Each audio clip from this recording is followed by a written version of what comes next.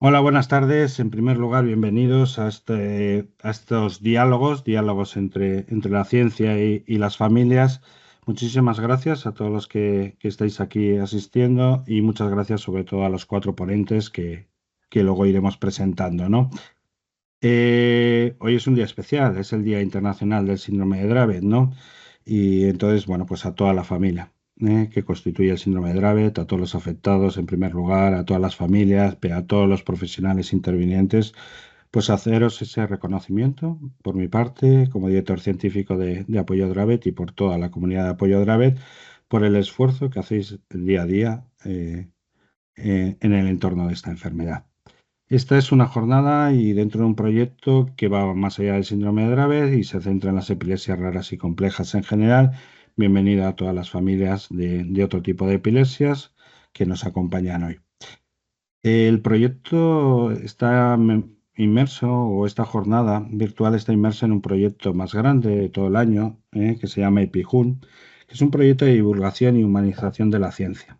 Entre otras actividades tiene esta jornada virtual, una jornada presencial que se celebrará en octubre en el Hospital Vallebrón, en Barcelona, y tiene una subida de contenido en el que se trata de explicar la enfermedad, explicar la ciencia, los proyectos de investigación y las cuestiones más interesantes de todas las epilepsias raras y complejas y explicarlo en un modo cercano a familias y a sociedad en general. Con lo cual podéis ir viendo todos los contenidos que ya se están subiendo, todas las guías que se están haciendo en la página de apoyo de Dravet en el apartado de Pijul.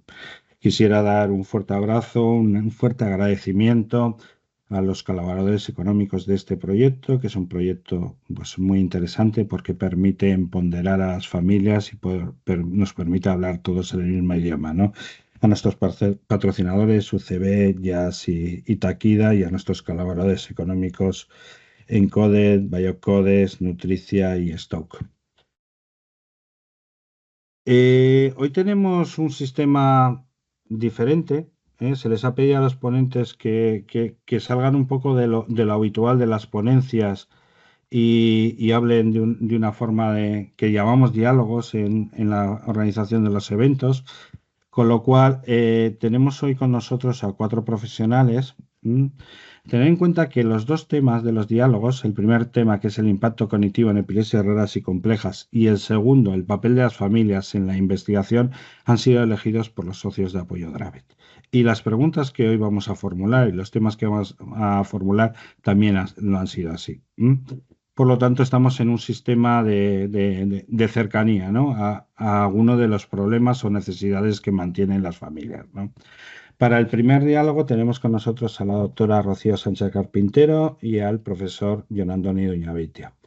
La doctora Sánchez Carpintero, que viene de la Clínica Universidad de Navarra, es por todos conocido por su ya larga trayectoria como médico asistencial, como en el campo de la pediatría infantil, en todo lo que es la epilepsia infantil y especialmente en el tema de hoy, ¿no? En las epilepsias raras y complejas, ¿no? Eh, es interesante también porque en un día como hoy, que es el Día Internacional del Síndrome de Dravet, la doctora nos ha acompañado a toda la comunidad desde hace ya mucho tiempo, ¿no? Y ha visto todo este proceso de evolución y de camino, de cambio de lo que, bueno, pues era hace unos años, lo que es ahora, también el resurgir o el surgir de las nuevas epilepsias, el descubrimiento de nuevas epilepsias, de las nuevas familias que llegan, de las etapas del diagnóstico. Y sobre todo le hemos pedido que se acerque a nosotros porque desde el principio hace un abordaje muy holístico, donde el impacto cognitivo, las disfunciones cognitivas y cómo manejarlas forma parte de su día a día asistencial, de sus publicaciones, de sus proyectos de investigación. Y por otra parte, el profesor John Antonio Uñabeitia es catedrático de Psicología de la Universidad de Nebrija. También participa en la Universidad del Ártico de Oslo. Es director de un centro de investigación precisamente en cognición, el tema de este diálogo, y director de la Cátedra Internacional de Salud Cognitiva. Aparte, colabora con entidades del tercer sector en todo lo que son desarrollos de proyectos cognitivos y investigación social, así como con diferentes empresas, ¿no? Y en los últimos años pues ha estado muy vinculado a las epilepsias raras y complejas, desarrollando labores de investigación social, cuestionarios y en el tema que nos trata, desarrollando estudios y nuevas aproximaciones a la evaluación y el manejo del impacto cognitivo en este campo. Y sin más, dejando un poco a los dos ponentes, a Antonio Gilnagel y a Rob Kahn para la presentación previa del siguiente diálogo, empezamos con el primer diálogo. Y si me lo permiten, pues la primera pregunta la queremos lanzar a nuestra compañera, la doctora Sánchez Carpintero, ¿no? Un poco considerando tu experiencia clínica tan importante en las epilepsias raras y complejas, ¿cuál crees que son los principales desafíos a los que se enfrentan los afectados por una parte, las familias, en cuanto al deterioro cognitivo y cómo se manejan habitualmente en la práctica asistencial? Bueno, buenas tardes y en primer lugar, pues muchas gracias, ¿no?, a Apoyo Dravet por la organización de este coloquio y por impulsar este proyecto EpiHum, que realmente pues, pues empodera a las familias, y eso es importantísimo, ¿no?, porque son las que realmente aportan pues prácticamente todo el valor en el cuidado de los niños con encefalopatías epilépticas y del desarrollo, ¿no?, con epilepsias raras y complejas. Bueno, pues ya parece que Luismi ha hecho una introducción que agradezco, porque en realidad, como la pregunta empieza pues considerando mi experiencia clínica, pues realmente he estado reflexionando, y hace más de 15 años que tengo publicaciones y que veo que me ha preocupado este tema, ¿no? Y a mí me ha preocupado siempre desde el punto de vista clínico, aunque luego pues de ahí se hayan derivado investigaciones, porque es un tema sobre el que hay que difundir conocimiento, ¿no? Y inicialmente pues yo trabajo en un departamento de pediatría, donde la neuropediatría ha estado siempre muy orientada también a la evaluación de los aspectos cognitivos, porque podemos pensar, bueno, pues un neurólogo le da con el martillo, mira los reflejos, mira el tono muscular, ¿no? Pero tiene que haber una forma de examinar pues la actividad del cerebro, ¿no?, que no sea solamente una resonancia magnética cerebral, ¿no?, que es no te mira la función, o una resonancia magnética funcional que está en el campo de la investigación y que no podemos realizar con estos niños en la clínica. Entonces, yo he heredado de mi maestro, que es el doctor Narbona, una forma de evaluar los aspectos cognitivos en la propia consulta que nos permite hacerlo de una forma muy, muy dinámica. Es decir, nosotros nunca pasamos una batería entera de test neuropsicológicos larga, fatigosa para el niño, sino que a lo largo del tiempo el doctor Narbona fue eligiendo distintos test sencillos que evaluaran funciones neuropsicológicas concretas que nosotros queríamos explorar, ¿no?, de forma que o dentro de la consulta o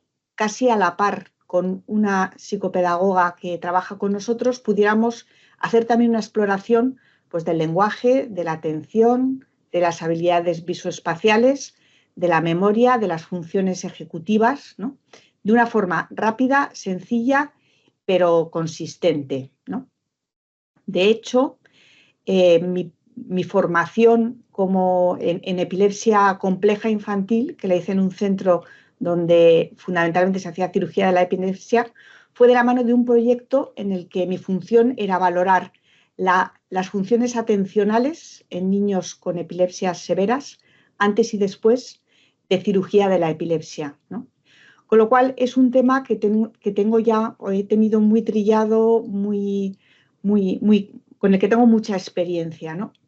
Porque siempre hay que tener claro, y yo lo he tenido claro, que las crisis epilépticas pues son la punta del iceberg, y que por debajo pues hay muchos problemas cognitivos, conductuales y comorbilidades de distinto tipo que hay que tener en cuenta, porque forman parte de la enfermedad, ¿no? Entonces, con ese fondo, con ese background, pues ha sido sencillo entender todo este tema de las epilepsias raras y complejas. ¿Por qué? Porque casi siempre nos hemos fijado en las crisis epilépticas y al tener este background y detectar cuáles son las alteraciones genéticas que dan lugar a las epilepsias, a la mayor parte de las epilepsias raras y complejas, pues hemos podido ver cómo en las personas que tienen epilepsia no son solo las crisis las que producen un empeoramiento cognitivo o un deterioro cognitivo, sino que la propia causa de las crisis también puede producir alteraciones cognitivas, del comportamiento, de la atención, etcétera. Y hay que abordarlas de una forma integral, ¿no? Como un conjunto. Entonces, eh, ¿cuáles son los principales desafíos que enfrentan los pacientes? El primero es la falta de conocimiento de los profesionales, aunque cada vez se tiene muchísimo más en cuenta ahora cuáles son los aspectos que hay que tratar aparte de las crisis, todavía hay profesionales que no conocen cómo evaluar y cómo acceder a estas comorbilidades, ¿no? Luego la variabilidad, porque hay muchas enfermedades que tienen epilepsia y que son raras y complejas, pero cada una se expresa en lo cognitivo de una manera diferente. Pero no solo eso, sino que cada paciente dentro de la misma encefalopatía epiléptica puede tener una evolución cognitiva diferente. Eso es un reto, ¿no? Y luego que hay muchos factores que influyen en el deterioro cognitivo o en la falta de avance cognitivo, porque a veces no es un deterioro, sino que es una falta de avance. Y es la epilepsia en sí misma, la causa, por supuesto, los fármacos que utilizamos para tratar la epilepsia, bueno, y a veces la falta de estimulación del cerebro de ese niño porque estamos centrados en la epilepsia o porque la epilepsia requiere múltiples ingresos, ¿no? Y dificulta pues la estimulación, ¿no? Y entonces, bueno, me parece que tenemos por delante muchos desafíos en este campo, pero que estamos en un momento excelente porque, bueno, prueba de ello es este coloquio, ¿no? En el que estamos hablando precisamente de este tema, ¿no? Que no es solo la epilepsia, que también, sino que es todos los otros aspectos que también forman parte de la enfermedad, los que hay que tener en cuenta y sobre los que pues se puede actuar, ¿no? Yo creo que más o menos he llegado al límite del tiempo que tengo para hablar de esto. La idea era pues hacer pues, un desarrollo más o menos global de los aspectos que suponen dificultad y creo que a lo largo de la reunión pues irán saliendo cosas concretas de cómo los podemos abordar. Muchísimas gracias, Rocío. Yo también quiero hacer un breve apunte de felicitaciones. En primer lugar, felicitarte a ti por estos últimos años en que quizás has tenido que estar en puestos más directivos o en puestos de dar la cara ante, bueno, pues la tele, determinadas reivindicaciones, cosa que es importante agradecerlos. No solo vuestra labor asistencial, sino luego ejercer esa voz de la comunidad en cosas que son tan importantes. Muchas gracias por tu trabajo. Gracias. Felicito también a Apoyo Dravet por su 10º aniversario que se cumple este año y quiero enlazar con el siguiente ponente, lanzándole la pregunta y también felicitándole, ¿no? Por haber sido admitido en la Academia Latinoamericana de Doctores, al profesor Duña Beitia, que aprovechando pues su experiencia y sobre todo los últimos tiempos en que ha estado trabajando más en toda esta investigación, no sé cómo llamarla a veces, los términos no son los míos, psicosocial en el campo, ¿no? Y teniendo una cercanía a ciertas alteraciones cognitivas en alguna de estas epilepsias, eh, ¿cuáles son los principales impactos de su trabajo, los que has visto, John? ¿Y cómo afectan a las familias, a los afectados en todos esos campos que tú dominas, ¿no? Lo social, lo educativo, incluso lo laboral para los cuidadores. No sé, ¿cómo te has sentido tú, quizás viniendo de otros campos y acercándote a este mundo y cómo está este mundo, ¿no? Pues muchas gracias. Hola a todos. Buenas tardes para los que estáis en nuestro uso horario. Buenos días para otros. Brevemente, agradecer la invitación y la posibilidad de participar en este coloquio, que creo que puede ser muy enriquecedor, sobre todo por el carácter transdisciplinar de los que estamos aquí.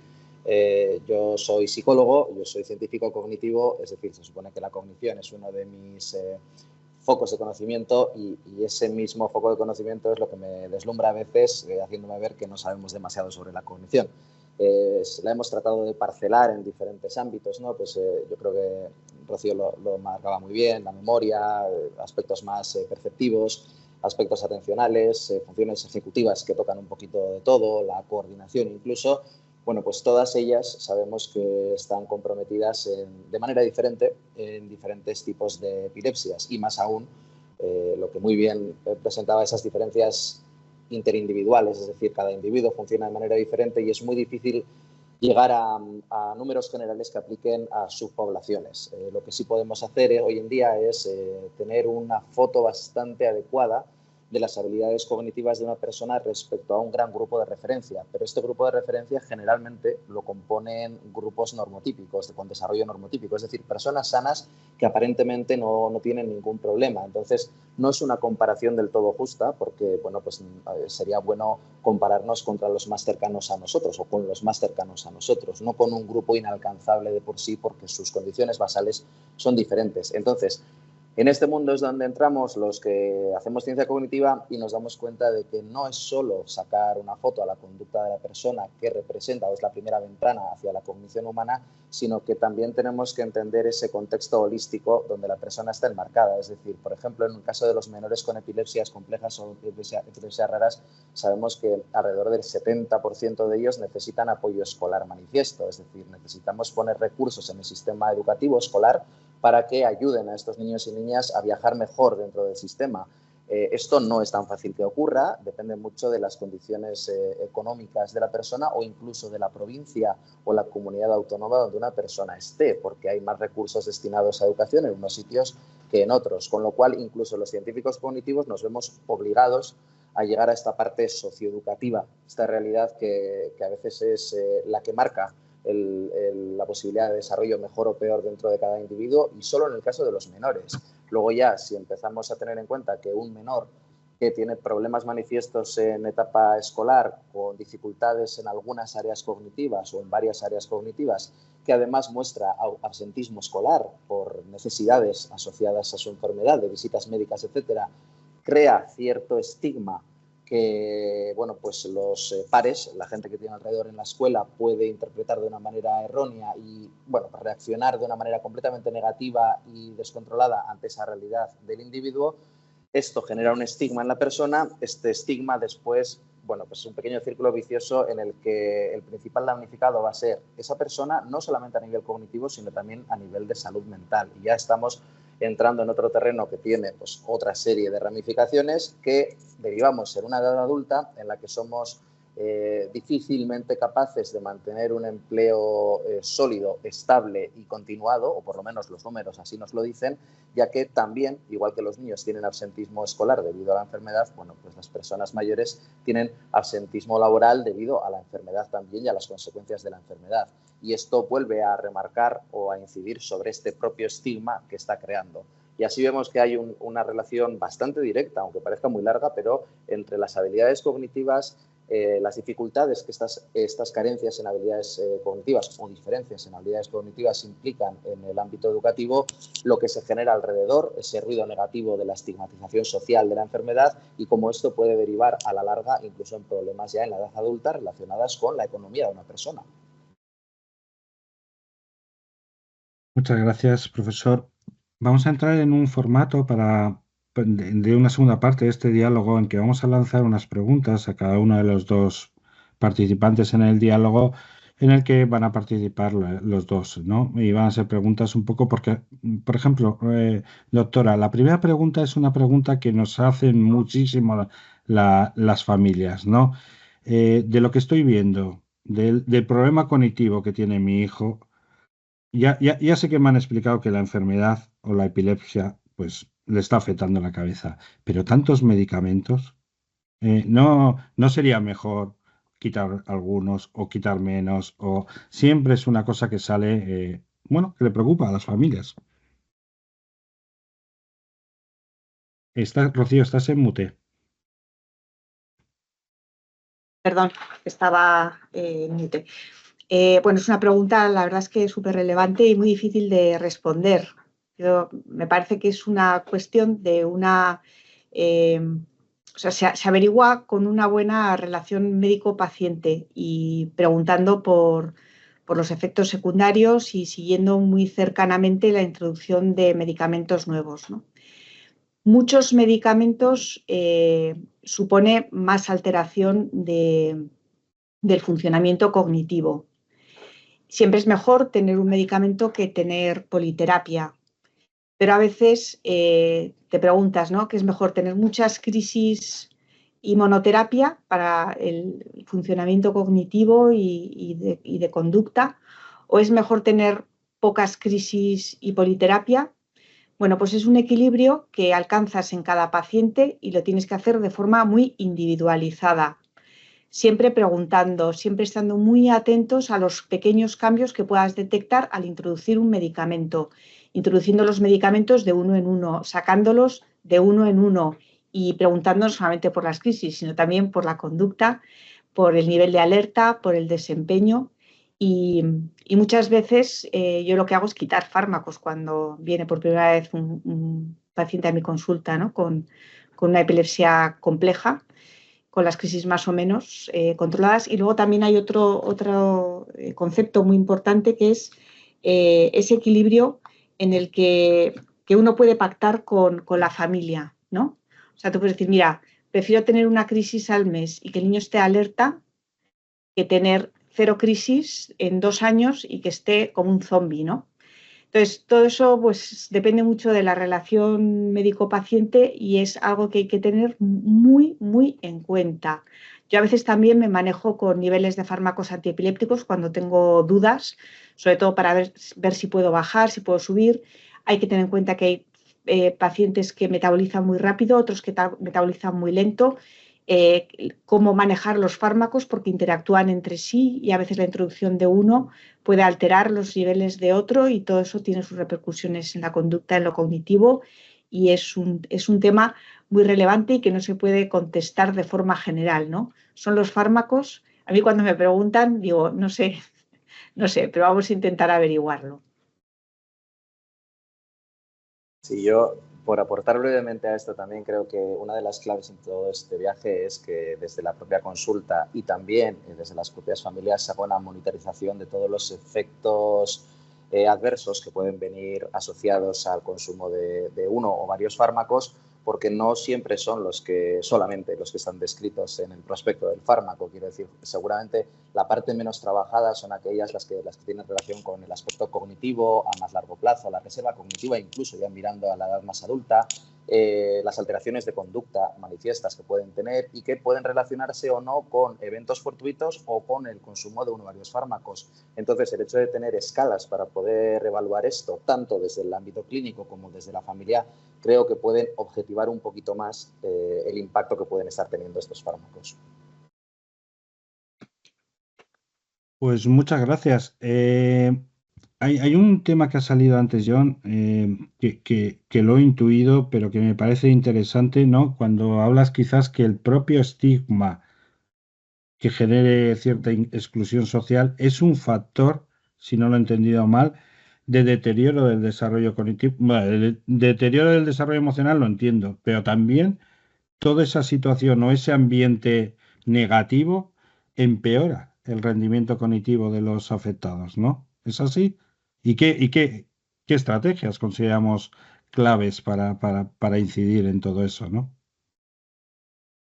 Lamentablemente, la respuesta a tu primera pregunta es sí, es así. O sea, esto es la profecía autocumplida, ¿no? Si todo va mal y encima me están apuntando a que tengo problemas médicos o problemas de otro tipo, es bastante previsible que esto vaya a tener un impacto negativo en cómo yo estoy concibiendo el mundo y además en lo que me esté pasando por dentro. Somos seres unitarios y tenemos muchas ramificaciones hacia afuera y vamos cogiendo información de todo. Cuando todos son caritas tristes alrededor o preocupación, esto se convierte, el sistema lo convierte en algo que denominamos estrés tóxico y que altera la reserva cognitiva de una persona, es decir, la capacidad de hacer frente, bueno, pues a la vida en general, ¿no? Con herramientas cognitivas suficientemente desarrolladas o por lo menos a un nivel basal óptimo. Esto no está ocurriendo en el caso de las epilepsias raras y complejas. Y entonces, claro, planteamos la siguiente derivada, que es, bueno, ¿qué soluciones se pueden plantear, ¿no? Hay diferentes ángulos, estamos hablando desde el ángulo de la educación o del ámbito escolar, desde el ángulo de las políticas generales o políticas globales, estamos hablando también desde el ámbito social o sociocomunitario. Todo abordaje requiere una interpretación ligeramente diferente de la realidad, porque no es lo mismo incidir sobre un sistema escolar que tiene sus reglas y que, bueno, pues nos deja menos seguramente margen de maniobra que incidir a nivel política. Pues bueno, pues todo tenemos que hacerlo de acuerdo con las posibilidades que nos ofrece, pero ya sabemos a día de hoy que ante la estigmatización, hasta ante este estrés tóxico que se genera a veces por el autoestigma, que también, que es el estigma que uno mismo se pone al ver las miradas ajenas sobre lo que está ocurriendo, pues los programas de alfabetización sobre epilepsias funcionan muy bien. Hay resultados que nos están diciendo que en muy poquito tiempo de intervención, con programas escolares orientados a la alfabetización, es decir, a dar a conocer cuál es la realidad de las epilepsias, lo que conseguimos es que los niños y niñas con desarrollo normotípico y sin epilepsia pues acepten una realidad mucho más compleja que la que inicialmente vivían. Es decir, que la persona con epilepsia, por ejemplo, viva en un entorno menos hostil. Y esto ya sin duda es positivo. Y se han encontrado efectos a los 6 meses y a mucho más largo plazo. Y luego, por otro lado, está la parte más compleja, que es cómo trabajar esto en el ámbito de la comunidad, en el ámbito incluso de las políticas generales. Y ahí yo creo que una de las claves que tenemos que recordar siempre es el papel predominante de las personas afectadas como propias formadoras. Es decir, nosotros podemos contar cosas, pues porque desde el ámbito de la investigación o del conocimiento, digamos, enciclopédico sabemos, pero ¿quién mejor que una persona afectada para transmitir esta realidad? Y creo que hoy en día estamos ante la obligación de que todo este tipo de trabajos de comunicación vengan también de la mano de las personas afectadas. Desde el ámbito médico, quería aportar además que hay que tener en cuenta que, bueno, que también las personas en esta situación se deprimen a veces, ¿no? Y he visto, pues, chavales que, sobre todo en la adolescencia, ¿no? Que después de mucho esfuerzo y de poco, a veces, fruto, pues se deprimen o empeoran mucho el rendimiento o la conducta o están muy irritables. Y a veces, pues con un tratamiento médico, psicológico de la depresión, pues no se da cuenta de que eso es reversible, ¿no? Que no es que ya se está deteriorando, sino que pues estaba pasando por una mala época, porque también pues pueden tener este tipo de trastornos. Interesante, ¿no? Porque ya solo la población escolar ya parece que ya superan el 30% de nuestros escolares tienen síntomas depresivos.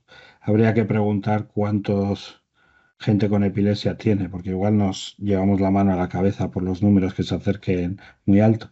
Y luego otra cosa que solemos, yo no sé si con razón o sin razón, nosotros siempre decimos que nuestros hijos, o en mi caso mi hija de síndrome de Dravet, son los niños más felices del mundo. Pero yo siempre me pregunto, ¿no tendrán unos niveles, o sea, con todo lo que vive, cómo pueden no tener unos niveles altos de ansiedad o de síntomas depresivos aunque no lo veamos? No lo sé. Siempre es un pensamiento que está ahí, ¿no? Siempre les catalogamos como felices, felices, felices, pero, hombre, con lo que viven, no sé, algo tendrán que estar sufriendo también de una forma cognitivo-emocional, ¿no? Doctora, hay una pregunta que ha salido mucho últimamente en Europa, o por lo menos a mí me la han preguntado bastante, es cómo va a afrontar el sistema sanitario, ya no hago ni digo público ni privado, un sistema en que da la impresión de que cada vez este tipo de afectados y familias necesita un abordaje, pues como lo has comentado, más holístico, ¿no? Con diferentes profesionales. Y eso probablemente no se puede dar en cada ciudad o en cada pueblo o encarnación, ¿no? Esas sensaciones de centros de referencia, pero claro, centros de referencia, en cambio, estamos buscando ensayos clínicos descentralizados para traer los ensayos más a la cabecera de familia. ¿Cómo es, incluso también desde las perspectivas directivas que has tenido últimamente, cómo manejamos esto de los desplazamientos de los pacientes, de los equipos holísticos, de la falta de dinero para formar esos equipos transversales? No sé qué opinión podría tener, porque es algo que sale mucho últimamente. ¿Cómo es el futuro del tratamiento de estas enfermedades un poco complejas y que necesitan diferentes profesionales, ¿no? Bueno, es un gran reto, ¿no? Sobre todo el sistema sanitario actualmente está enormemente tensionado y no está llegando a estos aspectos tan importantes, pues o se invierte o es muy difícil que todo esto pueda salir adelante, ¿no? Entonces, me parece que en primer lugar hace falta que políticas que apoyen, ¿no? esta visión del tratamiento holístico pues, de las personas con epilepsias raras y complejas, ¿no? Y no tan raras, sino tan complejas, que también se encuentran con este tipo de problemas, ¿no? En segundo lugar, me parece que también hay que ser creativos, ¿no? Y ahora mismo, pues la tecnología tiene un desarrollo enorme y claro, yo no estoy metida en este campo, pero creo que hay que ser capaces de ir desarrollando programas que tengan un componente importante online y de coordinación entre distintos profesionales, que no necesariamente tenga que ser presencial, ¿no? También con la pandemia hemos visto cómo hay aspectos que necesitan los pacientes que no necesariamente tienen que ser presenciales. Se pueden combinar muy bien las visitas presenciales con otras online que ayudan a resolver problemas sin tener que desplazarse mucho, ¿no? Y luego, dentro de que es bueno descentralizar, ¿no? Probablemente tampoco podemos pretender que absolutamente todos los servicios en cada una de las ciudades tengan esta posibilidad de llegar a todos los aspectos de una forma intensiva, porque probablemente no hay medios, no se puede contratar tanto personal. Entonces, debería haber una forma de coordinar pues parte centralizado, parte descentralizado y aprovechando los medios que tenemos actualmente, ¿no? Sí, yo creo que viviendo en la era digital como estamos viviendo y teniendo una multitud de datos desde diferentes profesionales, es un buen momento para empezar a hablar de interoperabilidad, es decir, a poner todos los datos en el mismo saco y que sean comprensibles por todos los frentes, es decir, por todos los profesionales y personas implicadas, no solamente profesionales, también incluso las familias, y luego poner una capa de gobernanza del dato por ahí encima que tiene que ser fundamental, que la ética tiene que primar y también se tiene que entender que, bueno, pues que estos datos no son para alimentar algoritmos que sirvan para otros, sino que tienen que estar enfocados a la mejora de la intervención del propio paciente, de la propia persona afectada. Y, por supuesto, nutrir a un sistema mucho más grande que llamamos científico y médico, que luego pues tendrá su impacto directo en el beneficio de otros, pero en primer lugar que esa gobernanza esté pues metida en una pequeña cápsula orientada al paciente, al afectado, como una perspectiva 360, ¿no? Todo alrededor de esa persona. Muy bien, pues vamos quizás con la última pregunta ya de este diálogo, para dar paso a la siguiente, al segundo diálogo. Antes, recordar que a los asistentes podéis hacer las preguntas. Tenéis un sistema arriba que en el mío por lo menos son 3 puntitos y se os despliega un menú. Si elegís P y R, que son preguntas y respuestas, podéis poner vuestra pregunta que luego en la última parte iremos trasladando a los diferentes ponentes. Hola, John, mira, nos consta que la evaluación cognitiva no es fácil y no es fácil, ¿eh? En gente que tiene disfunción cognitiva, precisamente, ¿no? Lo cual es muy curioso, ¿no? Que las herramientas que queremos utilizar funcionen no tan bien en los que más lo necesitan, ¿no? Pero sí que nos llamaba la atención, ¿no?, a las familias, pues cosas en las que tú estás participando, ¿no? Desde esas funciones ejecutivas que yo creo que has nombrado, pero a cosas como la voz, o como grabar el cuerpo, o grabar las facial o los movimientos oculares, ¿no? Yo no sé si es tanto prueba-error, o esto ya funciona, o esto va a ser el futuro, o no sé cómo está ese tema, ¿no? Para ayudar, porque al final, bueno, pues no parece fácil, ¿no?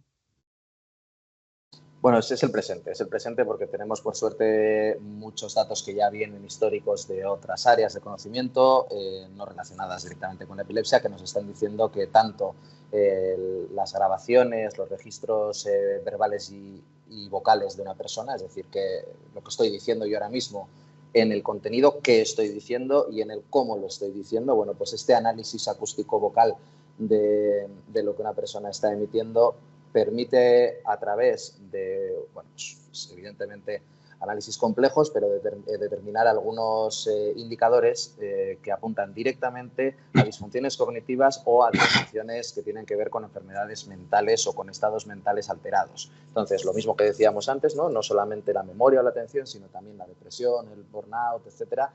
Esto se puede capturar bastante bien a través de registros verbales que tienen un coste de procesamiento mucho menor. Lo único que requiere es un aspecto técnico mucho más elevado, pero ya estamos ahí. Ahora mismo la depresión se puede diagnosticar bastante fehacientemente a través de esto. Entonces queremos que esto se extienda a todo tipo de colectivos, también al colectivo de epilepsia.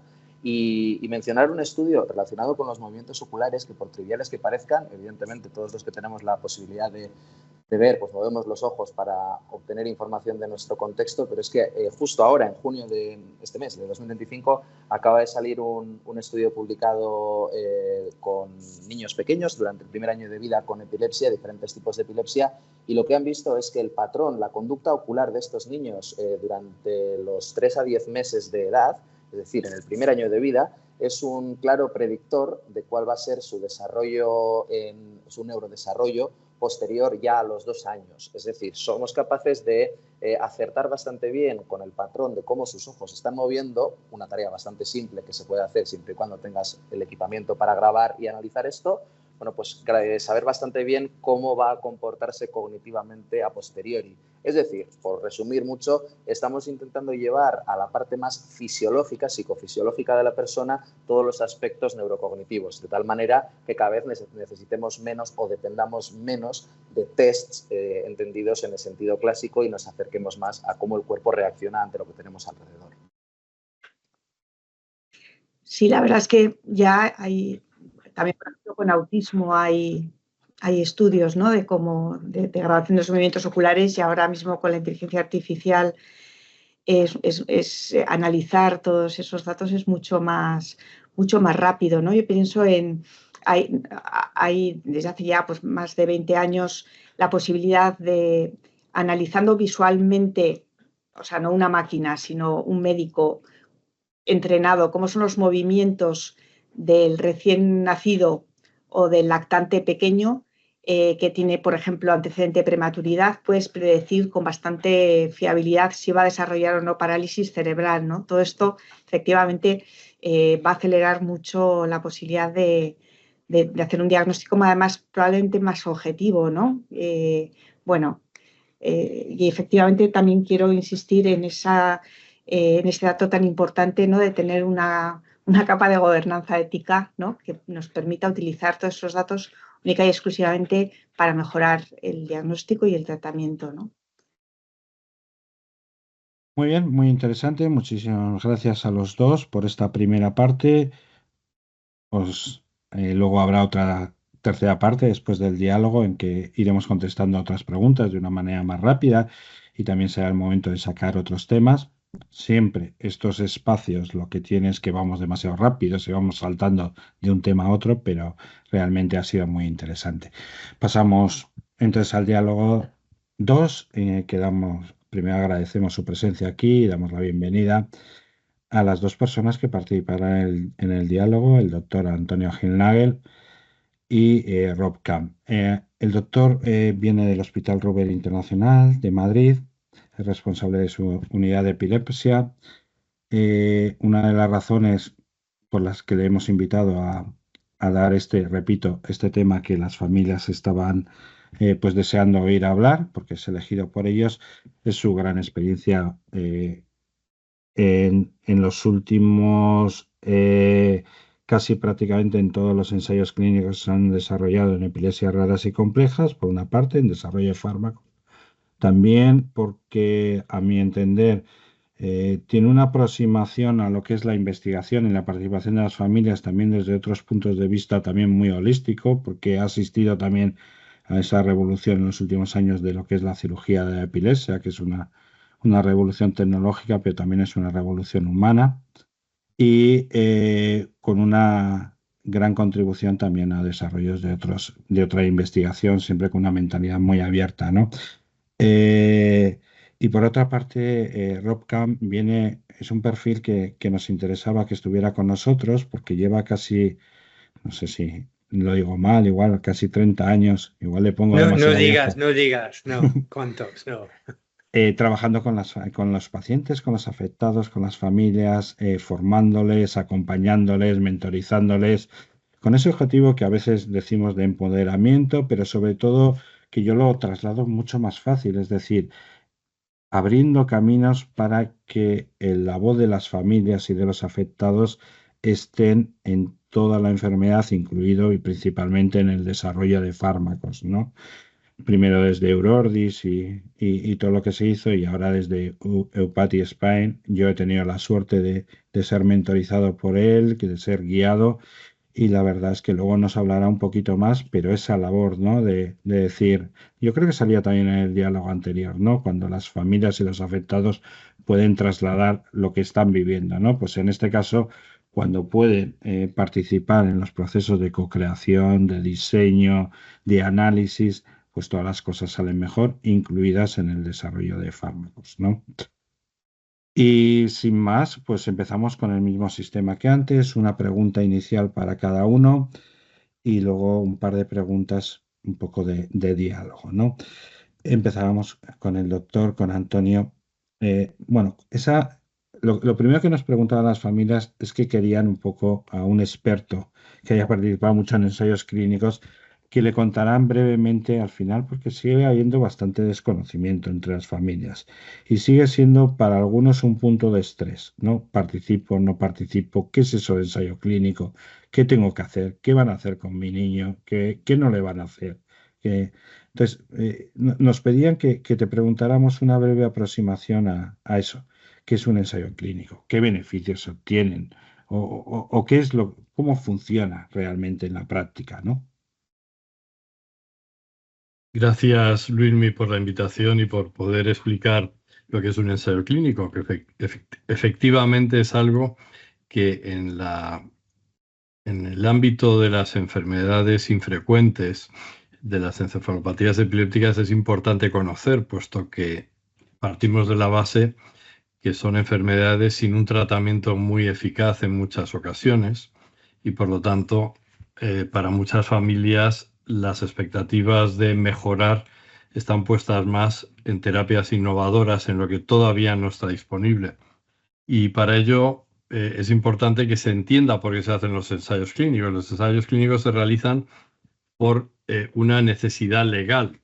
No se puede hablar de un medicamento ni se puede comercializar sin antes demostrar si es eficaz, si es seguro, qué grado de eficacia tiene, qué grado de seguridad, y poder aportar datos que luego las familias y los pacientes puedan juzgar, y los médicos que ya lo prescriban años después de haberse realizado los ensayos clínicos puedan prescribirlo con tranquilidad y, por supuesto, previamente haya sido aprobado por las agencias de medicamentos, la FDA en Estados Unidos o la EMEA en Europa. Por eso, porque demuestran eficacia y seguridad con unos rangos que pueden ser mayores o menores. Para una familia, el poder participar en un ensayo clínico tiene dos vertientes. Uno, quiere decir que en enfermedades raras, en concreto en encefalopatías epilépticas, que no les quedan como muchas otras opciones de medicamentos disponibles que se pueden conseguir por la mera prescripción, y que por otro lado pueden entrar a probar un medicamento muchos años antes de que esté aprobado. En ocasiones han sido hasta 7 u 8 años. Si estos medicamentos son útiles, van a poder seguir tratando a su hijo, van a serles garantizado la continuidad del fármaco durante todo el tiempo que sea necesario hasta que ya esté disponible en las farmacias. Por otro lado, no es como que el ensayo clínico sea la necesidad imperiosa. Primero tiene que cumplirse una serie de requisitos. En principio, todo ensayo clínico se realiza en personas que los tratamientos disponibles no han sido suficientemente eficaces. Y eso quiere decir que siguen teniendo, en el caso de las epilepsias, siguen teniendo crisis epilépticas a pesar de haber probado fármacos disponibles ya para tratar su enfermedad. Es decir, que no les eliminan la opción de tratarse con el camino habitual. Para que una persona participe en un ensayo clínico también tiene que cumplir otros requisitos, no solo haber fallado medicamentos disponibles, sino también tener un número de crisis, una gravedad de epilepsia concreta, unos rangos de edad, un tratamiento de fondo que se mantiene estable durante el ensayo clínico, es decir, las personas que reciben fármacos en ensayo clínico deben seguir tomando la medicación basal que están tomando. Y una vez que se cumplen estos criterios y se puede participar, los niños, los sujetos que participan en un ensayo clínico, tienen que rellenar exhaustivamente una serie de datos, de número de crisis, de efectos secundarios, tienen que someterse a una serie de visitas que son pues un poco más frecuentes de lo que son y más largas de lo que son las visitas en una consulta habitual. Muchas de ellas hoy en día las hacemos descentralizadas, online. Y después de haber pasado por esa fase en la que se ha aprobado ese medicamento en un sistema de doble ciego en el cual sobre la medicación que ellos toman se añade el medicamento de ensayo clínico o un placebo y se sigue valorando, pues por ejemplo, frecuencia de crisis y efectos adversos, después de un periodo que puede ser de unos 3 meses habitualmente, ya sí se les entrega el medicamento tal cual para que se pueda utilizar de forma abierta. Se puede subir, bajar la medicación concomitante, se puede subir, bajar la dosis del medicamento del ensayo clínico. Y es ahí donde se produce un poco esa equiposidad, esa igualdad. Ellos durante un tiempo se han sometido a un tratamiento que era un poco incómodo, tenían que ir al laboratorio, tenían que ir al hospital, tenían que someterse a análisis, preguntas y apuntar en un calendario sus crisis, y a continuación ya reciben el medicamento de forma abierta y de forma indefinida. Forma abierta quiere decir que los médicos podemos tratarlos como hay que tratar también, que es subiendo, bajando dosis, atendiendo a efectos secundarios e intentando mejorarlos, pues reduciendo la dosis de las medicinas concomitantes. Así que, en resumen, un ensayo clínico es una oportunidad para muchos pacientes para recibir un medicamento que ya ha sido probado en cuanto a seguridad suficiente, pero que necesita estudios más extensos, y para probarlo antes de que esté disponible en las farmacias y a veces con ello obtener una mejoría muchos años antes de poder obtenerlo por el uso regular.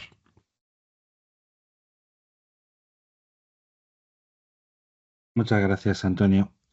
Y la siguiente pregunta era un poco para Rob.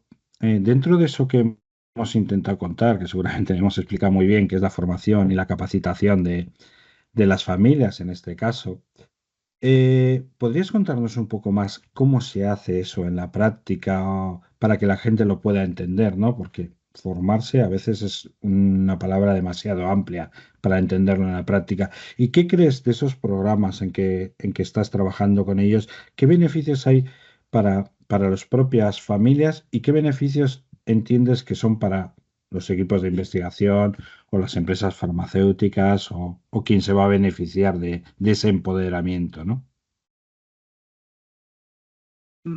Vale, gracias Luismi. Y gracias a Apoyo otra vez de haberme invitado y hablar un poco de cómo los afectados y las familias pueden tomar parte de los ensayos clínicos, no solo como participantes, pero también en el propio diseño de desarrollo de productos de salud. Estoy en Barcelona, entonces si oyes petardos es por San Juan, que hay fiestas esta noche en Barcelona, en Cataluña y en Valencia también, creo. Pues nada, que yo trabajo en Barcelona en EUPATI España, que es un grupo de formación para pacientes. Ofrecemos formación básicamente sobre cómo mejor entender el ambiente de los fármacos y su desarrollo. Empecé yo hace 30 años, como ha dicho Luismi, en el VIH-Sida. Y en esos momentos lo que ofrecieron era pues casi 40 pastillas al día que tienes que tomarlo 3 veces al día. Con muchos efectos secundarios, a veces tienes que tomar 3 litros de agua, con otros pastillos en ayunas, o sea, un caos de tratamiento. Entonces, claro, pero desde hace 30 años a hoy ha sido un cambio bastante importante. Y ahora tenemos 40 fármacos, 40 diferentes fármacos de ofrecer, de poder ofrecer. Y ahora incluso hay uno que es un pinchazo una vez cada 6 meses y ya está, de tratamiento.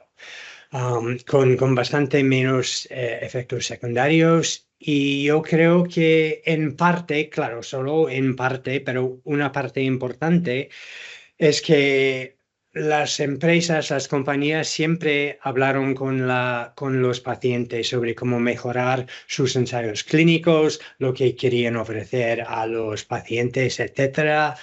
Y creo que por hablar constantemente con las compañías, creo que al principio había 10 o 11 compañías trabajando en el VIH, que hemos llegado a poder tener una convivencia casi normal, digamos, a 80 años de toda la vida. Y claro, siguen hablando con las compañías y los pacientes para mejorar productos del futuro. Y con la participación de Apoyo Dravet hemos empezado un grupo de consejo hacia las compañías farmacéuticas que están desarrollando nuevos productos para la epilepsia y para Dravet en general.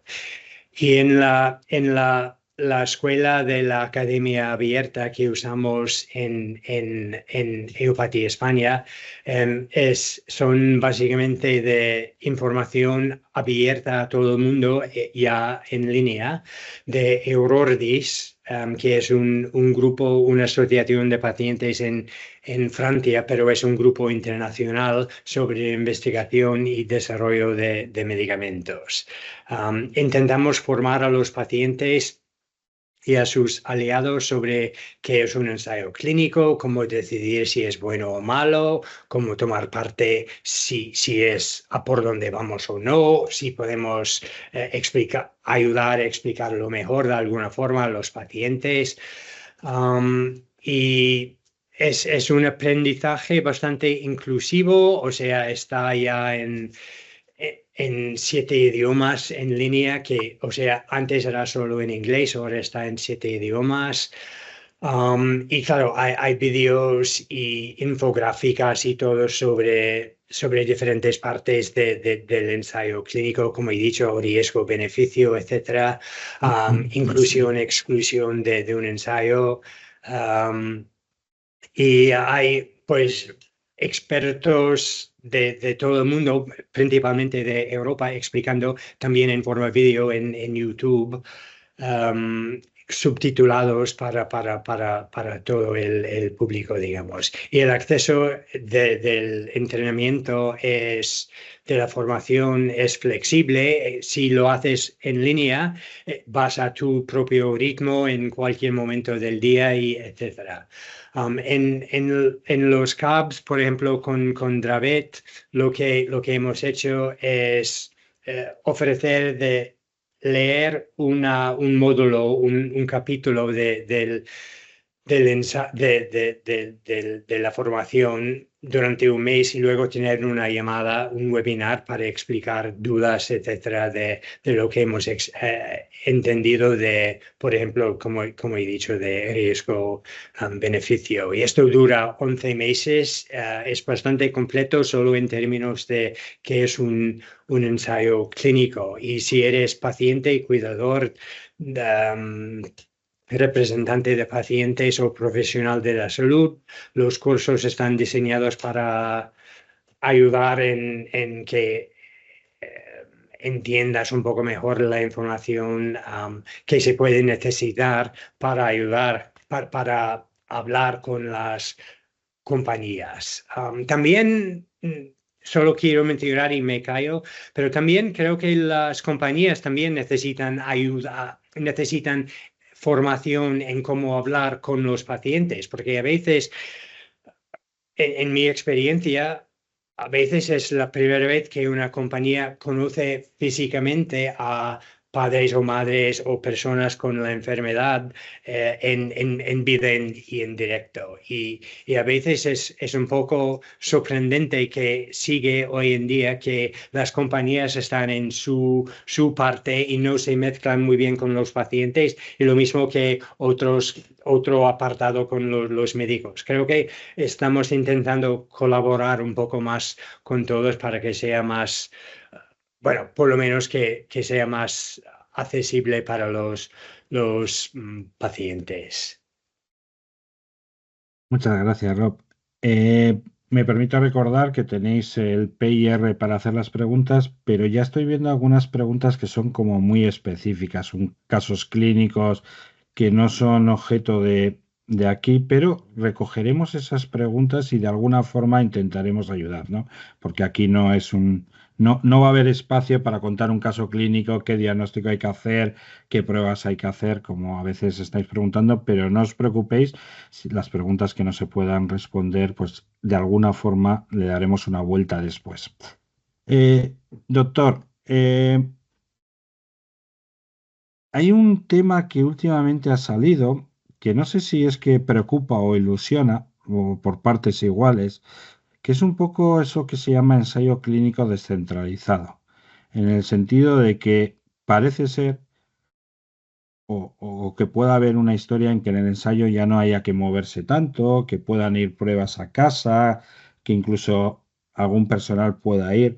Yo no sé, porque se oyen muchas cosas diferentes, ¿no? De qué es lo que es, e incluso se oyen cosas un poco en contra de sacarlos del todo del hospital, otros a favor. No lo sé qué, de un tema tan, por lo menos para las familias, tan innovador o tan nuevo o tan reciente, no sé si tendría una opinión sobre el tema. Bueno, tengo mucha opinión sobre los ensayos clínicos descentralizados, porque de hecho en nuestro centro y como investigador principal hemos hecho el primero que se hace en una encefalopatía epiléptica yo te diría casi en el mundo, pero desde luego en Europa, en una que se llama SCN8A y 2A, similares en ciertos rasgos al síndrome de Dravet. Los ensayos clínicos descentralizados vienen por una necesidad. Cuando tratamos enfermedades raras, no hay casuística suficiente para abrir muchos centros en diferentes países para atender a estos enfermos. Pues nos podríamos encontrar con que se abre un centro para un paciente o para ninguno o para dos pacientes, y eso hace los ensayos clínicos muy ineficientes. Por otro lado, hay enfermedades tan graves que no es aconsejable que el paciente esté viajando largas distancias, que es el caso, por ejemplo, de la encefalopatía esta SCN8A y 2A. Y por estos motivos, y sobre todo también a partir del COVID, que conllevó el que los pacientes tampoco pudiesen moverse por otras razones, porque el COVID era un problema de riesgos de contagio que conllevaba aislamiento. Pues en el año 2022 y posteriormente de nuevo en 2023, la Agencia Europea del Medicamento, y con ello suscrito por todas las agencias locales en Europa, determinan que deben promoverse los ensayos clínicos descentralizados. Y eso se hizo con una normativa en la que cada país pudo indicar qué estarían dispuestos a aceptar para que su país participase como centro donde los pacientes están viviendo y que pueden recibir medicación y pueden ser vistos. Entonces, los ensayos clínicos descentralizados han permitido, por ejemplo, en estas patologías, que participen muchos pacientes de todo el mundo, recibiendo, primero, haciendo las visitas en su domicilio a través de médicos y enfermeras que se desplazan al domicilio para atenderlos y que les hacen allí un electrocardiograma, analítica, exploración, que están conectados online con el centro donde se realiza el ensayo clínico, en este caso era el nuestro, y a partir de ahí se les va explicando todo el ensayo clínico online, como estamos haciendo ahora, que se puede hablar perfectamente y comunicar perfectamente, y después se puede trasladar, enviar por mensajería los medicamentos a cada una de estas viviendas para que el paciente lo utilice. Es decir, los ensayos clínicos descentralizados son el futuro y ya el presente, se puede decir, para estas enfermedades poco frecuentes. Tienen muchos problemas porque el gestionar todos los procesos de obtención de información, consentimiento informado, firma simultánea, utilización de bases de datos que son internacionales y que están sometidas a diferentes regulaciones en cada sitio, traslado de medicamentos que tienen que ser aprobados por las agencias locales.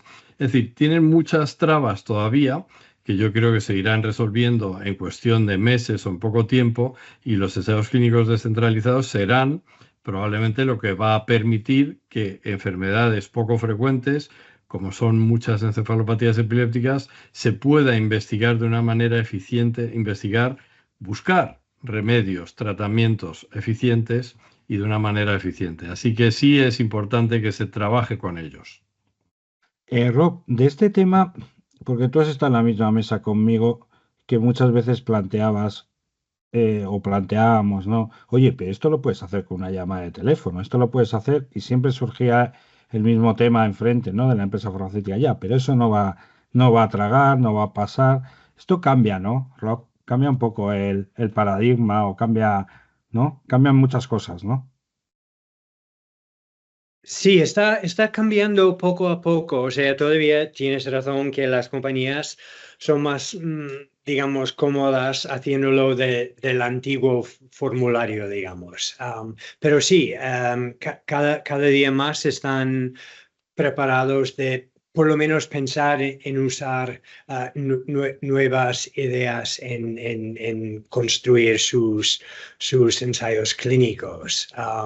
Y claro, esto significa que tenemos que hablar mucho de las necesidades y la facilidad la carga de un ensayo clínico, y usando la idea de hacer la carga menos fuerte es una manera de convencer a las compañías de cambiar sus maneras de construir un ensayo. Claro, una cosa que siempre tenemos problemas es que la compañía va a decir, bueno, la EMA insiste en no sé qué, no sé cuánto. Y claro, a veces igual siempre tienen razón, pero la cuestión sería de hablar entonces con la EMA de cambiar la estructura si es necesario, o si nosotros mismos, los pacientes, podemos ir a la EMA para decir que necesitamos cambiar el estudio de tal forma que no va a romper todas las barreras, pero va a ayudar a los pacientes de entrar más fácilmente. Entonces, nuestro trabajo es, digamos, de muchos brazos, digamos, no solo de hablar con las compañías o formar a los pacientes, pero también de hablar con las agencias sobre sus mandados, sus requisitos para un ensayo también. Quisiera haceros una pregunta así como muy rápida a los dos, ¿no? La misma pregunta, pero igual de perspectivas diferentes. ¿Habéis notado que la predisposición o ante ensayos clínicos de las familias ha cambiado en los últimos años? Rob, un poco si ha cambiado por esto de que cada vez hay más información, se conoce más. Y luego, en concreto al doctor, me gustaría preguntar si en algunas de estas encefalopatías epilépticas en que parece que hay un cierto mejor control últimamente que hace años, ¿cómo influye esto en la participación en ensayos clínicos? ¿O la gente se acerca más o al revés, no tiene tanta necesidad? Las familias jóvenes con los nuevos diagnósticos son diferentes de las familias más antiguas. ¿Quién Sí, empieza? igual Rob, desde tu experiencia, que ya llevas muchos años, ¿es diferente el acercamiento a las familias o lo que buscan las familias hace unos años de lo que buscan ahora? Perdón, yo creo que en principio quieren lo mismo, o sea, quieren saber cuántas visitas tendrán que hacer, cuántos pinchazos, cuánta sangre van a sacar cada mes o cada visita, cuánto viaje, como ha dicho Antonio, tienen que hacer, de si es de solo hay un centro en Madrid, por ejemplo, y esto significará más incomodidad. Si hay, cuánto va a durar el estudio, si van a tener los resultados. Antes sí hablamos menos de querer saber de los resultados, pero hemos visto que casi nadie se entera de los resultados de estudio si no leen el New England Journal, por ejemplo. Nadie va a saber, y el pobre, la persona que está en el estudio está, pues, quién sabe si ha funcionado o no. Entonces, claro, también insistimos un poco en mejorar la comunicación con los pacientes también para que sepan si el estudio ha funcionado y bien y no, y si van a tener acceso al producto hasta su aprobación y su acceso en el mercado. Todo esto y el consentimiento informado también estamos intentando. O sea, el consentimiento informado está alargando cada día más y lo que queremos es justo el contrario, de hacerlo más pequeño, que también es un poco de pelea con todos, tanto con las agencias como con las compañías, de hacerlo no solo más entendible, pero más corto también. Entonces es un poco, pues, difícil, pero sí, bueno, todo eso no es necesariamente nuevo, pero son cosas que tenemos que siempre recordar de la importancia. Lo que sí es nuevo, tal vez, es de usar más vídeos, más infográficas, más otras formas de explicar cosas a los pacientes y a las familias. Sí, sobre la pregunta que me hacías de si las familias ahora tienen más interés en los ensayos clínicos, mi respuesta, al menos mi percepción, es que sí. También es cierto que el interés tiene correlación con la gravedad de la enfermedad y el riesgo de encontrar que no existe un tratamiento suficientemente eficaz. Y eso en las encefalopatías epilépticas, que es una de las enfermedades más jóvenes en entrar en los ensayos clínicos, porque hasta hace 8 o 9 años todos los ensayos clínicos en epilepsia iban dirigidos básicamente a las epilepsias focales. Pues ahora, en pacientes con encefalopatías epilépticas, las familias sí están muy interesadas en participar en ensayos clínicos porque ven que existe una necesidad no cubierta de dar tratamiento eficaz a sus hijos. Muy bien, pues muchísimas gracias a los dos por este diálogo segundo, en el que yo creo que se han tocado temas que eran muy interesantes y demandados, ¿no? por las asistentes. Vamos a pasar con los 4 ponentes, vamos a pasar a la última parte, ¿eh? Bueno, el diálogo ha sido tan enriquecedor que como siempre nos hemos pasado de tiempo, pero bueno, vamos a dedicar un tiempo un poquito a romper un poco el modelo, ¿eh? Es decir, yo voy a lanzar la pregunta, independientemente que se la lance a uno de los 4 ponentes, cada uno podéis intervenir o aportar algo. El que no quiera aportar o no pueda aportar o no se le ocurra nada, tampoco es obligatorio. Pero siempre vamos a buscar aquí respuestas muy cortitas, lo más cortito que podáis. Hay una pregunta y no os tenéis que ceñir al diálogo que teníais, ¿eh? Si lanzo una de cognición, Antonio y Rob también pueden participar. Si lanzamos otra de investigación, pues Rocío y yo, ¿eh? Aquí rompemos un poco el formato de los diálogos. Vale. Vale, hay una sensación de que en la cognición la línea temporal influye, no solo en la enfermedad, es decir, los niños, no es lo mismo con los adolescentes o con los adultos, que las cosas no sé si van como en una noria o una montaña rusa, para arriba, para abajo. ¿Cómo se afrenta, o sea, cómo lo manejáis en el día a día las diferentes etapas desde el punto de vista de la intervención cognitiva o qué nos dice también la ciencia o demás sobre estas etapas, ¿no? Si hay algunas normas establecidas o no. Por neuropediatra, yo querría contestar hablando del desarrollo del sistema nervioso.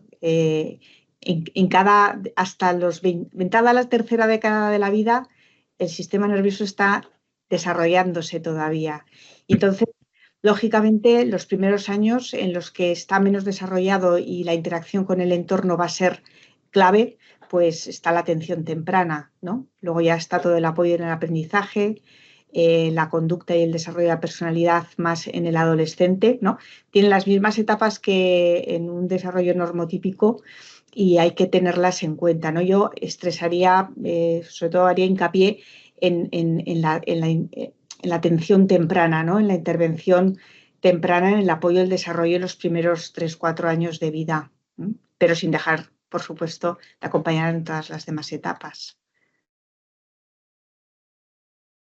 No sé si alguno queréis comentar alguna cosilla más. Sí, bueno, yo normalmente con los pacientes hablo que nosotros no podemos cambiar la causa de la enfermedad, pero sí podemos influir en controlar los problemas sociales en la medida de lo posible, mejorar la estimulación del niño en las diferentes etapas, ayudar a la familia a estimularlo, reducir los efectos adversos de la medicación y optimizar el control de las crisis epilépticas. Y de ese mix en el que funcionan tantos factores es donde yo creo que podemos trasladar a las familias que se está colocando a sus hijos en las mejores condiciones posibles. Apoyo psicológico, medicación adecuada, apoyo social, reducción de crisis de una manera realista. Aprovecho esta intervención del doctor porque hay una pregunta y es una cosa que en las interacciones con las familias sale mucho, ¿no? Y que yo creo que también esto es bastante influyente, ¿no? Porque muchas de las familias dicen, oye, cuando tienes un problema físico, sales con un plan, una alternativa. Es decir, tienes un problema en la pierna o no andas bien, pues un corsé, un no sé qué, o una operación, o no sé qué. Pero cuando tienes un problema cognitivo, da la impresión que quizás, excepto en la atención temprana, igual, no hay un plan, ¿no? Pero bueno, el doctor ahora nos ha especificado una serie de puntos, ¿no? que hay que tratar, ¿no? Pero eso suele ser un foco de preocupación para los padres. Es decir, oye, si yo tengo un problema físico, me has dicho que hay que hacer A, B y C y yo ayudo desde casa. Hago el B y el C contigo. Pero en esto de la cognición, no me habéis dado la receta del ABC, ¿no? De lo que tengo que hacer en casa, ¿no? Igual, un punto a tener en cuenta no es tanto la receta, que la receta puede basarse en una intervención basada en entrenamiento cognitivo, entre otras muchas cosas, o tipos de terapia cognitivo-conductual que acompañadas de otras cosas. La receta puede existir, lo que pasa es que no sabemos muy bien cuál es el plato que estamos cocinando. Me refiero a que cuál es el objetivo de todo esto. El objetivo es alcanzar un percentil 50, el objetivo es alcanzar una mejora sustancial de 15 puntos percentílicos respecto a la norma. Es muy difícil marcar eso porque al final estamos partiendo de una representación de la realidad que se distribuye, ¿no? Entonces tú vas a caer en un punto de esa distribución. ¿Y qué es lo óptimo? Bueno, pues dentro de esa discusión estamos. Es qué es lo óptimo respecto a la muestra, a la norma, al grupo normativo, o qué es lo máximo que podemos obtener de una persona, y eso es absolutamente imposible de cuantificar a priori. No obstante, probablemente en la consulta sí se pueden dar algunas pautas en función de las necesidades de cada paciente, ¿no? Y ahí hay que tener un conocimiento también de los recursos que pueden emplear, ¿no?, de distintas terapias. Y también a veces hay consejos pues, de cambios de conducta, de enfoque, que ayudan a la familia para tener como meta de una consulta a la siguiente, ¿no?, en un aspecto que les esté costando en un momento determinado, ¿no? Una cosa que me ocurre ahora, porque fue un dato que hicimos internamente en Apoyo Dravet. El 60% de las familias con epilepsias raras y complejas han hecho intervenciones cognitivo-conductuales, digamos, no basadas en la evidencia científica, con mucho dinero por medio. No sé, lo digo porque me he acordado ahora de eso que hicimos en nuestras notas internas, ¿no? Sí, a río revuelto, ganancia de pescadores. O sea, esto es sencillo. Ante un problema manifiesto y la necesidad de una familia de poner solución o por lo menos parches que hagan la vida mejor, va a haber gente que no bien intencionadamente va a poner terapias bueno, que se basan en lo que llamamos neurobasura, que es totalmente falaz, que no tiene sustento científico y que van a vender productos y sistemas haciéndolos pasar por válidos, haciéndote esperar una mejora que, bueno, pues puede ocurrir o no, pero si ocurre no necesariamente sea por lo que está, por el dinero que se ha invertido, sino por un efecto placebo, por ejemplo. Rob, en los temas estos de un poco tú que andas en puente entre familias, empresas farmacéuticas, todos estos efectos adversos de cognición y demás están cada vez más presentes, siguen no estando presentes en las conversaciones entre las dos partes, en las métricas, en las mediciones. La cognición empieza o es o no es importante en el tema de desarrollo de fármacos en el campo de epilepsias complejas. Yo creo que cada día es más importante, tanto para, por supuesto, para las familias, pero también para las compañías, porque yo creo que se dan cuenta que un producto médico se va a usar más y mejor si hay menos efectos secundarios, especialmente sobre cosas cognitivas. Entonces, claro, yo creo que es bastante importante de que buscan no simplemente una pastilla, pero una pastilla aguantable, digamos, que hay menos problemas de tomarlo. Creo que tienes toda la razón, sí. Ujú.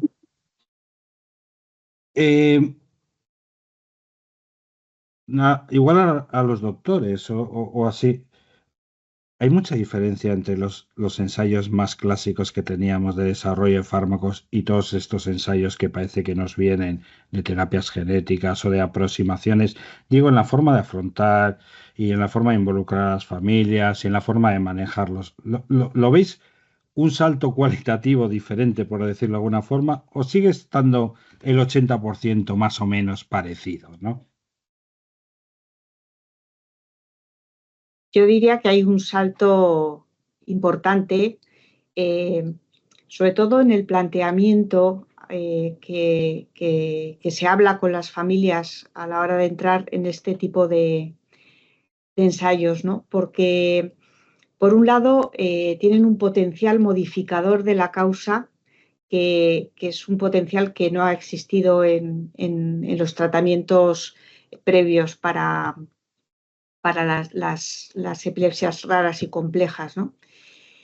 Por otro lado, las terapias, o sea, son tratamientos muy innovadores, ¿no? No es lo mismo utilizar un fármaco que va a actuar un tiempo en el organismo que utilizar una sustancia que va a modificar pues la expresión de un gen o que va a añadir expresión de un gen exógeno. Entonces, yo creo que también exigen mucha más explicación a las familias para que comprendan muy bien cuáles son las consecuencias de participar en estos estudios, ¿no? Entonces, por un lado, me parece que tienen una fuerza en la esperanza de modificación de la enfermedad que crean. Por otra parte, exigen un conocimiento muy importante por parte de las familias para tener las expectativas correctas y poder tomar decisiones muy bien informadas, ¿no? Seguramente Antonio también tiene una visión de esto, ¿no? Relevante. Sí, yo creo que lo has descrito muy bien. Cosas que son francamente cambios radicales. Pues mira, yo creo que ahora tenemos que medir de una manera diferente la eficacia. Los estudios hasta ahora eran contar número de crisis y si tiene más o menos, valoras en función de eso el resultado. Ahora tenemos que medir también desarrollo cognitivo, cambios en su capacidad de expresarse verbalmente, control de impulsos, y para eso necesitamos escalas poderosas que las hay, pero que también tienen que demostrarnos que sirven para estos ensayos clínicos. Ahí hay un poquito de desafío. Luego, los efectos adversos también pueden cambiar. Por ejemplo, estos fármacos que se administran por vía intratecal, en alguno de los ensayos clínicos que estamos contemplando para KCNT1, por ejemplo, van a pedir resonancias magnéticas seriadas para ver qué no se produce en la fase más inicial del medicamento, ¿no? Fase 2. Es decir, que estamos ante un nuevo paradigma que hay que modificarlo y que vamos a ir aprendiendo. Pero claro, esto es lo que conlleva el que tenemos medicamentos que van a tratar la causa de la enfermedad, que son terapias dirigidas, son terapias con más capacidad de alterar el curso de la enfermedad y no solo anticrisis epilépticas, sino tratamientos específicos. John, ya sé que te lanzo una pregunta que no la has vivido y demás, ¿no? Pero si te pones en esta situación que estás viendo, ¿no? De una familia que tiene que ir a recibir una punción, que ya sabemos por otros temas que genera también un estrés eso que se llama, ¿no? Como lo llamáis, la nieblilla, el brain fog y demás, ¿no? El estrés de una terapia génica, de no sé qué, eso tiene que influir, ¿no? En afectados y familias de alguna forma, ¿no? Digo desde el punto de vista de cognición, ¿eh? Totalmente, pero a nivel de cognición tenemos que pensar que el hecho de meternos en un quirófano para parir tiene un efecto. El hecho de que nos metan una serie de tóxicos que llamamos anestesias, que son males necesarios para un bien mayor, que es la mejora de una situación médica, pues también tiene efectos a nivel cognitivo, y todo esto está documentado en la literatura. O sea, no es que lo diga yo, lo que pasa es que es un campo de trabajo que hay un entente cordial en la sociedad científica para decir, bueno, sabiendo esto vamos a intentar ir por otros lados porque esto es ahondar en un mal que es necesario. Entonces, bueno, pues en este caso estamos ante otro mal necesario, es decir, hay un proceso estresante, hay un proceso doloroso a diferentes niveles y cognitivamente que tiene un impacto, pero que es necesario pasar por él para la posible mejora de una enfermedad. Y me pregunto yo, ¿tenemos que tener más cuidado? Porque parece que es cognitivamente un poco más estresante. ¿Tendremos que introducir, no sé, prevenciones, medidas o actividades o mayor monitorización? Yo tengo muy clara cuál es la respuesta a esto, y es que vamos a tener que tenerla en materia legal. En Estados Unidos se han comenzado ya a dar los primeros casos, los trials, los juicios en los que los pacientes bueno, pues denuncian al hospital donde han sido intervenidos por una previsible, supuesta, presunta un deterioro cognitivo derivado de la intervención que han sufrido. Entonces, ¿qué es lo que están haciendo los hospitales en Estados Unidos? Empezando a hacer, armarse en la consulta previa con documentación, con información, con test que permitan saber cuál es el estado basal de esa persona cuando entra en el preoperatorio que llamamos genérico, ¿no? Pues no solamente el electrocardiograma, etcétera, sino también el estado cognitivo de esa persona, y luego, una vez terminan, repetir este tipo de pruebas para ver si ha habido una afectación inmediata, si ha habido una afectación generalizada, todo en pro de que no ocurran grandes desgracias económicas, es decir, una gran denuncia de un colectivo a un hospital. Entonces, esto tardará más o menos, pero acabará llegando aquí, y lo tendremos que hacer ya no solamente por el bien cognitivo de las personas, sino por una cuestión de imperativo legal para estar protegidos. Y solo, perdón, Luismi, solo quería mencionar que creo que en esto de la terapia génica es muy importante la educación, la formación, o sea, ver para las familias, porque verdaderamente, por ejemplo, la EMA pide 15 años de seguimiento después de la terapia génica, que creo que es muy importante que el paciente sabe en qué se está metiendo también. Y si toma una terapia génica Esto significa que no puede entrar en un ensayo en el futuro porque ya tiene posiblemente exclusión porque ya ha hecho una que no ha funcionado. No sé, son cuestiones que creo que tenemos que hablar con los pacientes y las familias. Bueno, pues estamos a 4 minutos del tiempo que me habían dado. La verdad es que, bueno, hay muchas cosas interesantes, ¿no? Hay muchas cosas que están saliendo, de las que podríamos hablar mucho tiempo. Yo creo que tendremos oportunidades de seguir con estos modelos de intercambio de conocimiento, de juntar a profesionales diferentes o no tanto visiones diferentes, pero sí aspectos que puedan ser diferentes. Y yo sí que os animaría, pediría si tenéis hacer una reflexión final de unos segundos de cada uno de los que habéis participado, pues bueno, para cerrar ya estos diálogos y para, repito, la siguiente actividad formativa del proyecto Epijun será presencial, iremos alternando virtuales y presenciales, será en octubre, sacaremos en breve el programa, será un viernes a la tarde en el Hospital Vallebra.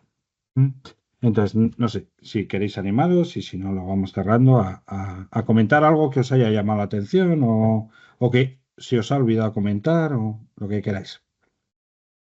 A mí me parece un éxito estar hablando de este tema hoy en este foro con las familias porque, bueno, porque realmente hace unos años era impensable que pudiéramos difundir este conocimiento y también animo a las familias bueno, pues a las consultas a preguntar por estos aspectos y a fijarse y a trabajar de forma conjunta con el médico, porque es la mejor manera de tirar hacia adelante.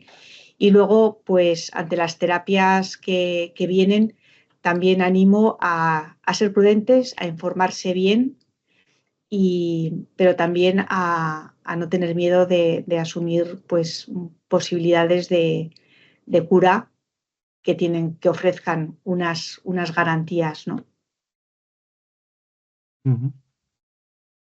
Si puedo, solo quiero decir que yo creo que por parte de los pacientes y familias hay muchas ganas de colaborar con las otras partes que he dicho antes y que sobre todo son las compañías que creo que tenemos que ir un poco mimando, haciéndoles entender que no somos ogres, no vamos a hacer nada malo, solo queremos ayudar en mejorar el ensayo para ellos también.